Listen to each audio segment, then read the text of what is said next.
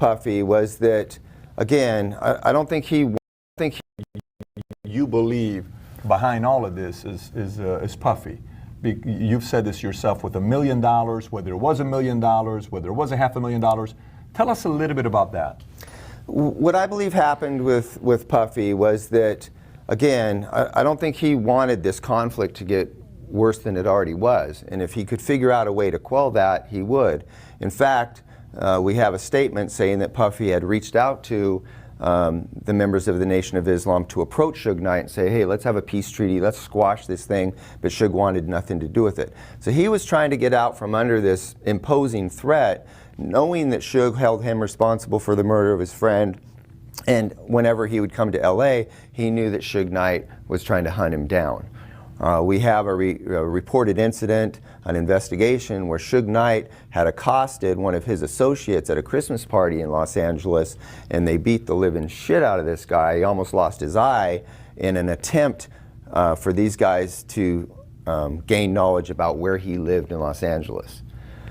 So he undoubtedly becomes aware of the fact that these guys are actively hunting me down. They're kidnapping, assaulting people. My life's definitely in harm's way.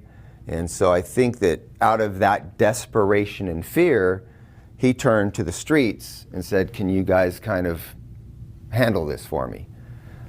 Because he knew that if you're going to deal with these gang members, then the best thing to do is get their natural enemies to do the work for you. And is that the $1 million? $1 million was on the... According to F.E.D., he says there was a kind of a loose conversations at Greenblatt's up on Sunset in which Puffy allegedly tells F.E.D., listen, I'm gonna, whatever it takes to get these guys off my back, I need you to take care of them. He says we wanted $1 million. Diddy's like, whatever.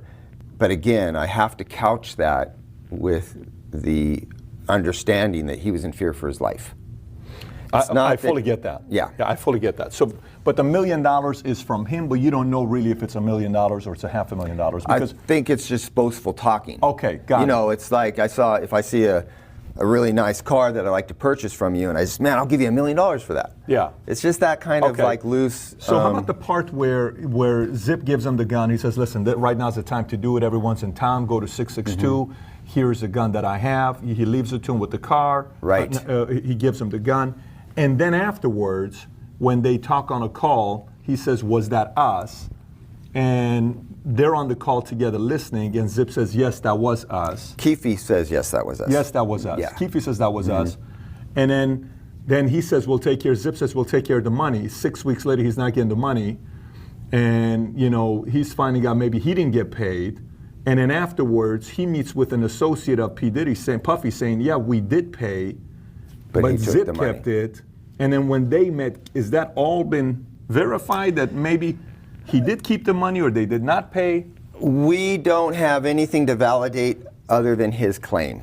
Got it. He's claiming that he had people that were closely associated with Eric, with Zip, that told him, hey, Puffy paid $500,000 and Zip kept the money. So that's his claim. We do know that these two people do exist and that they were associated with him, but those people have never verified that.